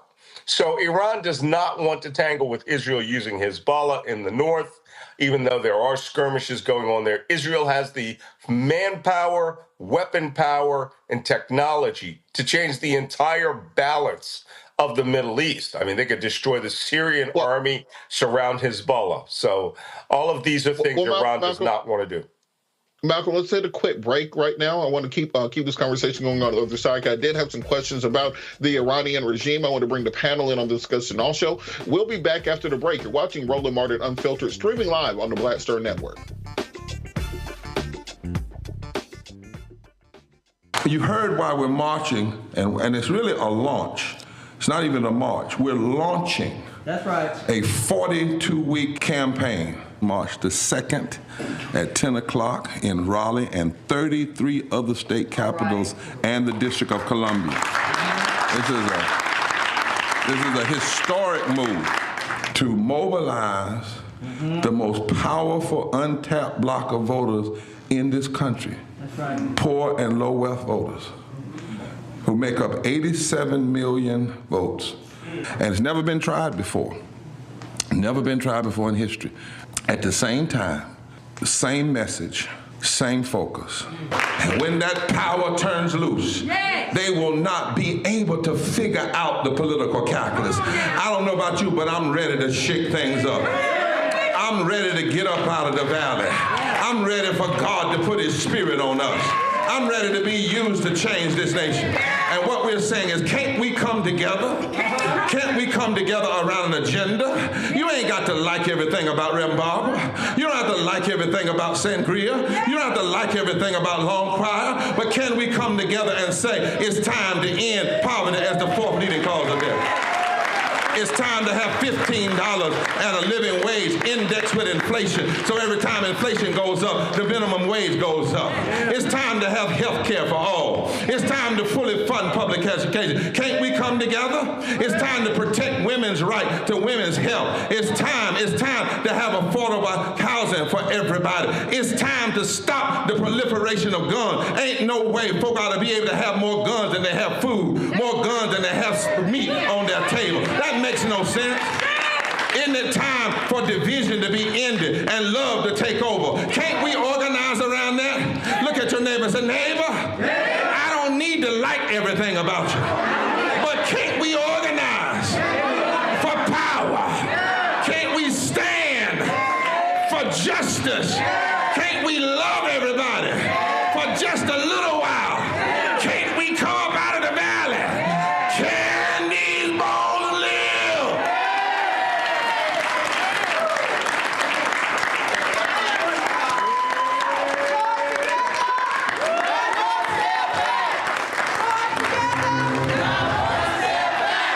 This is Reggie Rock Byford.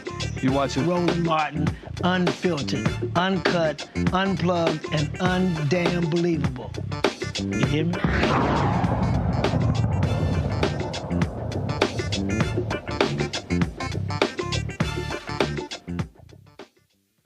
Welcome back. We're still joined by counterterrorism expert Malcolm Nance. And Malcolm, before the break, you were talking about the Israeli superiority over the Iranians. One thing that I think a lot of people don't know is that there are not 3 but 4 variants of the F-35. Of course, you have the Air Force variant, you have the Marine variant, you have the naval variant, but there's also the F-35I, which is the Israeli variant that has Israeli technology, Israeli avionics in it. And this kind of goes to show the interconnectedness between the U.S. military and the Israeli military. But recently, we've seen more and more that the U.S. government has criticized the way that the Israeli government and Netanyahu have executed this war against Hamas. Do you think that that relationship may start fraying between the U.S. and Israel if the U.S. feels that the Israeli government is not listening to them when they talk about humanitarian issues or the need to kind of meter their response to this war? Well, first off, no, there's no fraying between Israel and the United States when it comes to military technology and military cooperation over the conduct of the war. In fact, the very fact that Israel did not invade Gaza on 10/8 is a testament to the United States and our relationship with the IDF, where we came and advised them that they needed to step back, take weeks before they carry out a ground invasion, get the civilian population to move out of Gaza City, based on the experience we had in the city of Fallujah, the battle for retaking Mosul from ISIS, and the final battle to wipe out ISIS in the city of Raqqa. So there is very deep military ties. I mean, I've been operating in this area for over 40 years. We have always had relationships with Israel. We buy an enormous amount of ammunition, small arms ammunition from Israel. And as you see, they buy a lot of our weapon systems. We actually adapt a lot of our technology and weapons from Israel, where they actually carry it out, in combat operations as almost an experimental step for many systems the United States has. So that is not what's fraying. What's fraying is our patience with the Prime Minister of Israel, who, to be honest, and anyone who is looking at this situation honestly, really should not be in power. I mean, he is responsible for a lot of the trouble that's happening here. He supported Hamas early on. He may even have had access to plans and activities of Hamas up to a year in advance, and he failed utterly at every level to protect the Israeli citizens. And this is why the hostage families have broken down into 3 separate groups, one that is pro-Netanyahu and the other 2 that are not. So, they want their families back from Hamas, and some groups want it back at any way, shape, or form. So I don't think there's going to be much daylight between the United States and Israel in terms of war fighting, because this particular war, no one has ever fought before, and certainly not in the urban environment that the IDF finds themselves in now. Certainly. And my last question before we go to the panel, we talk a lot about the Iranians funding many of these rebel groups throughout the region, but we've seen in recent months Vladimir Putin has spoken with President Raisi in Iran. We've seen massive amounts of weaponry, drones, artillery shells being shipped from Iran to Russia to continue the execution of their war in Ukraine, as well as Russia going to North Korea for Soviet-era ammunition to be used on the front lines. But in addition to that, we've seen Afghan incursions in the west of Iran over water rights. We've also seen Balochistan rebels attacking the commemoration of General Soleimani and his assassination. We've seen airstrikes from Pakistan into those areas in response to Iranian rocket attacks. Does Iran have the capacity to both to support militarily Russia, to support these militant groups, to fight off the Taliban, to fight off the Pakistanis, as well as continue to be a threat to U.S. shipping in the region, or will they be, or at some point in time, will they no longer be this regional threat and the last member of this axis of evil, as George Bush called them? Well, Iran is certainly stretching its legs in terms of being an expeditionary force using the Iranian Revolutionary Guard Corps.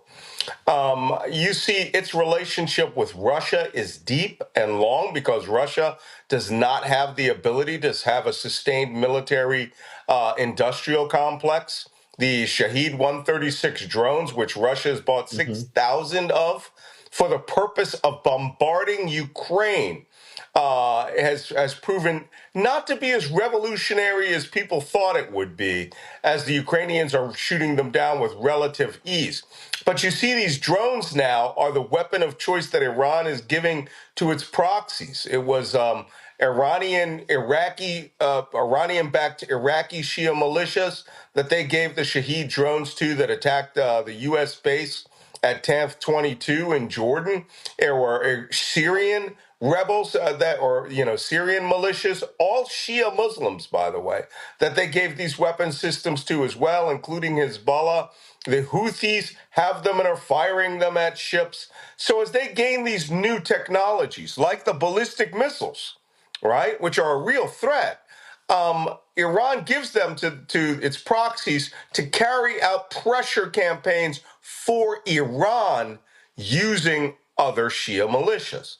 The United States is not going to be bombing Iran anytime soon so that we can destroy the factories or destroy the pipeline of weapon systems that have been put out there. But like with regards to Yemen, we do have the capacity to degrade them anytime they roll out an anti-ship missile or a ballistic missile platform or they warehouse them. We have the ability to destroy them. So you're going to be seeing this U.S. campaign against these groups, not to destroy the leadership, not to destroy the people who are actually pulling the triggers. We're destroying the capability. We're going to leave them in the desert with empty warehouses and ballistic missile or drone launchers that have no drones in them. All right, let's go to our panel. Rebecca, did you have a question for Malcolm Nance? For being on the show tonight. You mentioned the majority of folks who are in Israel right now are people of color. As we all know, over 80% of the world is non-white. So saying people of color is ambivalent, right? So specifically, can you tell me about the current state of those of the African diaspora that are currently in Israel and currently in the West Bank? You mentioned you just spent 4 weeks there. So talk about Black folks, but specifically those of the African diaspora. So broader than Black Americans in Israel and West Bank. Sure. Well, when I mention Israel as people of color, I'm talking that they are the same color ethnic, makeup as the nations they came from, which is Iraq, Iran, Syria, Libya, Lebanon, Algeria, Morocco, huge numbers of Moroccan Jews, and Yemen, which have a very large Jewish population. They have all, they are indigenous to the region and were all ethnically cleansed from other countries and sent off to Israel in the last 75 years.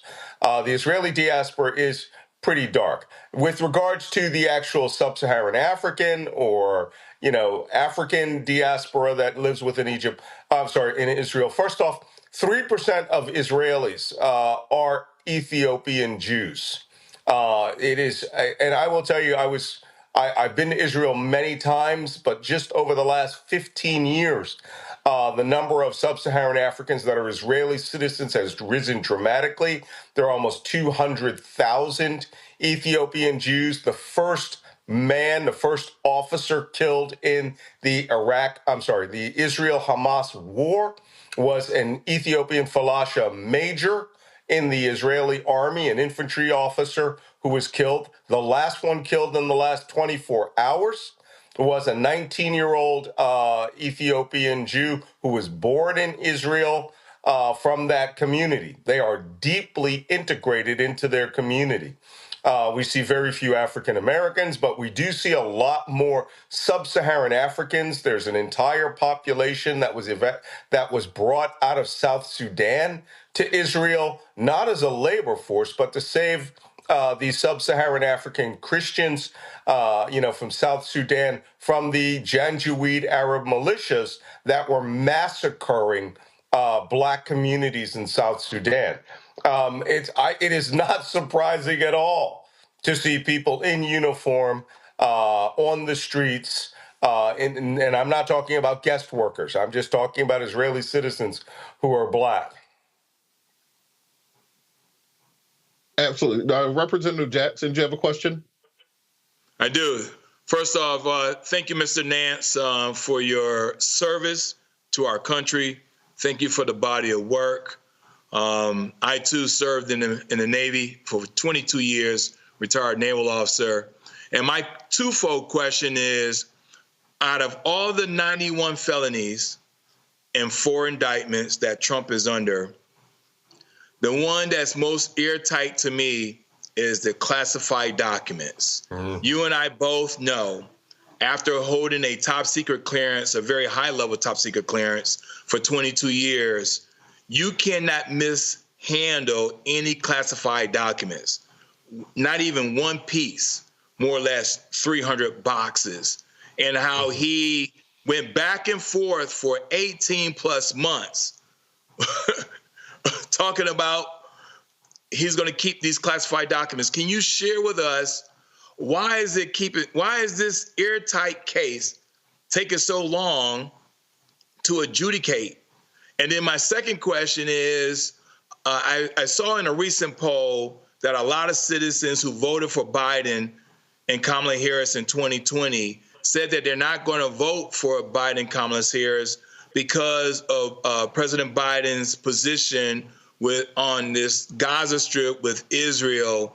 And so citizens really do not understand the dynamics when it comes down to NATO, dealing with our allies, but more importantly, in this particular scenario, when it's coming down to dealing with Israel, the Gaza Strip, and during this presidential year. Can you share with the audience what President Biden can do to turn this around so people can understand the reason why they do need to vote for President Biden and why we're dragging our feet on these classified documents case down in Florida?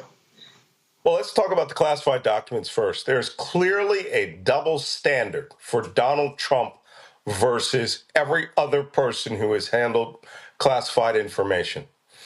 Just as late as yesterday, he admitted on Laura Ingram's television program that he has this bizarre belief in his head. Someone, somewhere, told him that the Presidential Records Act allows him to keep anything that he wants. He keeps saying that. It's insane. The literal words in the Presidential Records Act are very clear that presidential records, all documents, all materials that the president handles from the moment he is elected is the property of the United States. And he stole. They've charged him with 91 felony counts of stealing these documents. You might recall a young woman by the name of Reality Winner, former U.S. Air Force signals intelligence analyst, went to become an intelligence contractor at Fort Gordon, Georgia, stole one top secret document, which she thought showed some nefarious activities by the Trump campaign. And she went to prison for 5 years before she had her sentence commuted. Donald Trump has, if it were you or I, and I had a top secret SCI special access program clearance as high as most people on the National Security Council because I generated this level of intelligence for the National Command Authority. If we accidentally walk outside a sensitive compartmented information facility, turn around and walk back in, we can still be convicted of that. So the biggest reason that nothing is happening is the Judge Eileen Cannon, who Donald Trump appointed, who had never had a criminal case before her, was a rent-a-cop, mall lawyer that Trump put into that job, and she seems to think her job is to protect him. That's that classified documents. With regards to Gaza and the electorate, there are two bodies of people who are claiming that they will not vote for Joe Biden. One is Arab Americans who previously voted for Joe Biden, principally made up around the Dearborn, Michigan, the Michigan area where the largest concentration of Muslim Americans, Arab Americans, and Palestinian Americans are. They have decided they are a one-issue voter pool and that they do not care what happens beyond their one issue. And all I can say about that is if they view that Donald Trump would be any better for them. He has already stated out loud, Stephen Miller and his other acolytes have stated out loud, the largest roundup using the armed forces of the United States since World War II will be carried out on day one. They promised that they would also deport anyone that was a pro-Palestinian protester, U.S. citizen or not. They will immediately revoke all visas for anyone who is pro-Palestine. They will deport anyone who is not a U.S. citizen who is pro-Palestine. And he's already threatened to use the armed forces on U.S. citizens. If you're a single issue voter and that's your single issue, be prepared to lose all of your rights. For everyone. They want to vote democracy out of existence over this single issue. I have fought in wars in the Middle East. This is one of the wars that people are now seeing on their television screens for the first time. But there is no difference. I'm sorry to tell you. There is no difference than the way that we carried out combat operations in Iraq, Afghanistan, Libya, Syria, with casualty levels that were far higher than what the Israelis are doing. But people suddenly see it. And it suddenly is in the grasp of the Palestinians because it involves the Jews. And now they have decided that they would rather have a dictatorship than to have an American electorate where there is more than one subject on the table. They may find that they have voted for their own destruction and all of our destruction. But like usual, African Americans are going to step up to the plate and save them. And Malcolm, we have about 4 minutes left. I did have one question. How do you see this this war ending between Israel and Hamas? I was on Press TV in Iran at the beginning of the war, and the segment before me was a young boy. He was about 8 years old, and his father had just been killed by the IDF. And he said, my father's been killed by the IDF. My grandfather was killed by the IDF in 2005. My great-grandfather was killed by the IDF in 1987. Will this actually end this conflict or just be a temporary ceasefire while the next generation rises up to fight back against the Israelis? You know, I've been following this subject. I've been involved in the Middle East for 40 years. My first operations in the Near East, in Lebanon, dealing with Palestinian diaspora terrorist groups, Fatah, branch of the PLO, since I was 18. I first started studying it when I was 12, and that was in the 1970s. This is not new, but there is one consistent theme that I think the Palestinians fail to grasp. All right? Everyone who takes Israel on loses. And there's a reason that they lose. First off, they have been, instead of negotiating to go back to 1948, the UN mandate that gave them a two-state solution, a Palestinian state on the West Bank and Gaza, and the Israelis on the land, the territory that they had and technically have been occupying, I like we use the word occupying, for 3,500 years. Judea, Samaria, Galilee have been in existence for 2 centuries before Jesus Christ, actually more. If you want to go back to the 12 original tribes of Israel, you're talking 3,000 years before the time of Christ. This is not something that has happened in the last 75 years.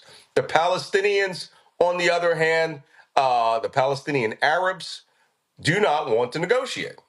And Egypt negotiated a strategic peace in 1978. And the first thing that the Egyptians did was they gave Gaza to the Israelis. They didn't want to have to handle the Palestinian issue. So the Palestinians generationally keep talking themselves into the belief that they must fight. And you're talking to someone, I speak Arabic, I've been to the West Bank, I love my Palestinian brothers and sisters, but this is a losing battle. They cannot keep creating generations of terrorists to carry out terrorist acts and expect to win. They don't have the capacity, they don't have the population. What they do have is an opportunity in order to shrug off the terrorist group Hamas and see about reforming in the day after. Because here's the Israeli philosophy of the day after. That is a traumatized country. I'm telling you, I've been to every inch of Israel. I have been to the kibbutzes where the people were slaughtered. They are traumatized to the point where they do not care if another Palestinian ever works in Israel again. That's 50,000 jobs that are now lost. They're bringing in 100,000 Indians from India to replace them. Their national security is their number one priority. So the day after this, we're all going to have to make a concerted effort to understand, to hope that there is not going to be a next generation, that this time when they bring in concrete, they rebuild these buildings and create a Gaza that could have been on par with Singapore or Dubai. Started. Well, Malcolm Nance, we appreciate everything that you bring to light for us, breaking down many of these issues that sometimes, don't get handled in African-American press and media, and breaking it down in a way people can understand. We really appreciate you for joining us today. Got to thank also Rebecca and Representative Jackson for joining us today. Really appreciate the insight that you added into this conversation. Thank you to Roland for letting me keep his seat warm while he is out. I believe he'll be back tomorrow. This is another episode of Roland Martin Unfiltered, streaming live on the Black Star Network. Make sure you like the video and subscribe to the channel. Of course, you can contribute to the Bring the Funk fan club. The information's on your screen right now. The words of Gail Scott Heron, the matter of the consequences of the grip or the fears to grip your senses. You got to hold on to your dreams. Hold on to your dreams, America.